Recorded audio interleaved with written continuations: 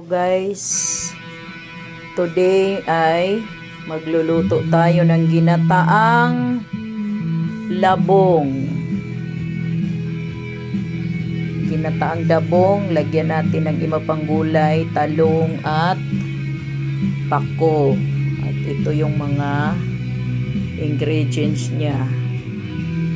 Kasi tanghali na, uuwi na ang mga estudyante galing school at ang iba naman, gaya ng mga college student, ay papunta rin sa eskwelahan. So ito yung lulutuin natin ngayon. Papakita ko sa inyo mamaya. Ginataang labong or bamboo roots. Yan. Unang gagawin natin is maggigisa tayo ng mga panghalo or lamas. Pag ako ang naggata guys, ilalagyan ko talaga ng mantika una. Ginigisa ko yung mga ricado, kagaya nito. Ito na, ginisa na natin at ilagay na natin una yung bamboo roots. Bamboo shoots. Okay. Halo-haloin natin mga minamahal. Mga minamahal kong mga kaibigan.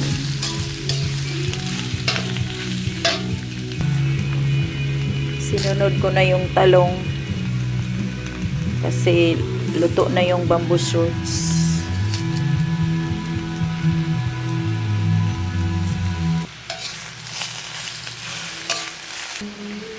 Lagyan lang natin ng kaunting tubig, mga minamahal,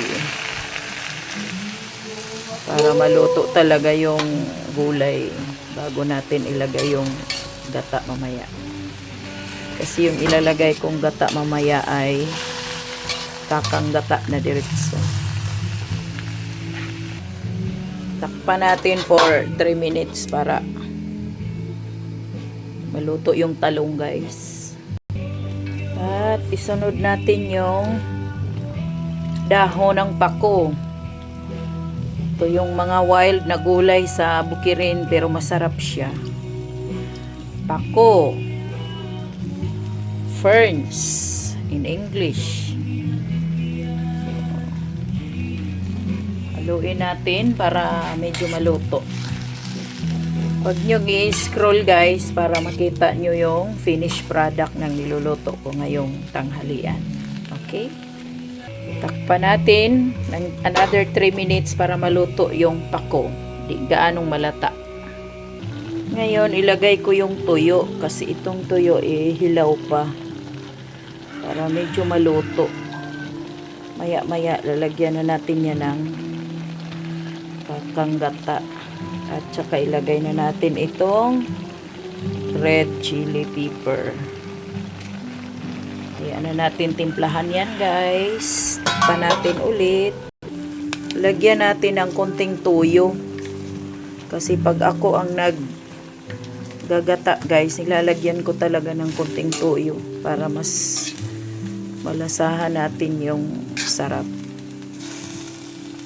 Kumbaga, adobong labong sa gata with pako at konting talong. Lagyan na natin ng konting pampalasa guys.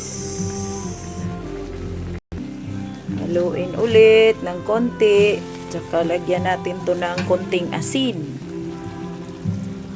Ping ping ping ping ping ping ping. Medyo puno ito guys. Marami-rami kasi marami kami dito guys eh. Marami akong alagang mga bata.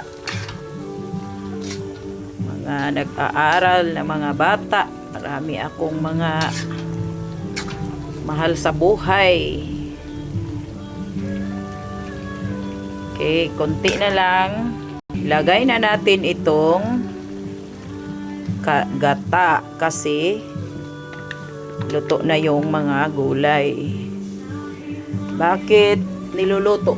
muna natin yung gulay para yung lasa ng kakanggata ay hindi mawawala. Kasi pag sobrang kulo, tumatabang yung gata. Mawawala yung ano niya, pure na lasa ng gata. So ito na yung, hindi pa to finish kasi may ilalagay pa ako dito guys. Pakuluan lang natin ng isang beses to. Hininaan na natin yung apoy kasi ano na siya, luto na, kunting kulo na lang. Lagay natin itong onion leaves. Ito yung sinasabi kong pang last na ilalagay ko na pampalasa. Ito guys, oh, yung pure crab paste, taba ng alimasag. Kinain namin ito kahapon, masarap. Dinala kasi ito ni isa kong young people na katira dito sa church.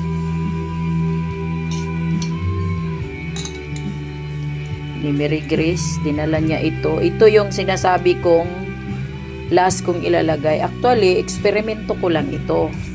Titingnan natin mamaya kung anong lasa pag nilagyan natin ng taba ng alimasag. Lagyan ko lang ng isang kutsara guys para yan. Nakita nyo yan guys, yung pagbabago ng sabaw. Yung nilagyan ko ng taba ng alimasag, tingnan mo. Sarap tingnan, no? Nag-yellow siya. Okay, mamaya. Luto na to guys. Tikman natin. Di ko lang ipapakita yung mukha ko sa pagtikim ko kasi baka mabackslide kayo kasi lumalaki yung mata ko pag nasarapan ako guys eh. Joke lang. Tikman natin guys kung anong lasa. Sarap. Sarap. Masarap. Lasang lasa yung tuyo na may kunting alimasag. Medyo maalat-alat siya ng may tuyo. Okay. Tikman natin tong labong. Perfect. So, ito yung finished product natin.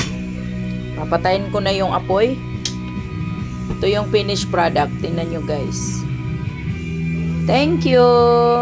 Please like, share, and subscribe my channel para more info sa pagluluto at pag-preach ng gospel ni Christ.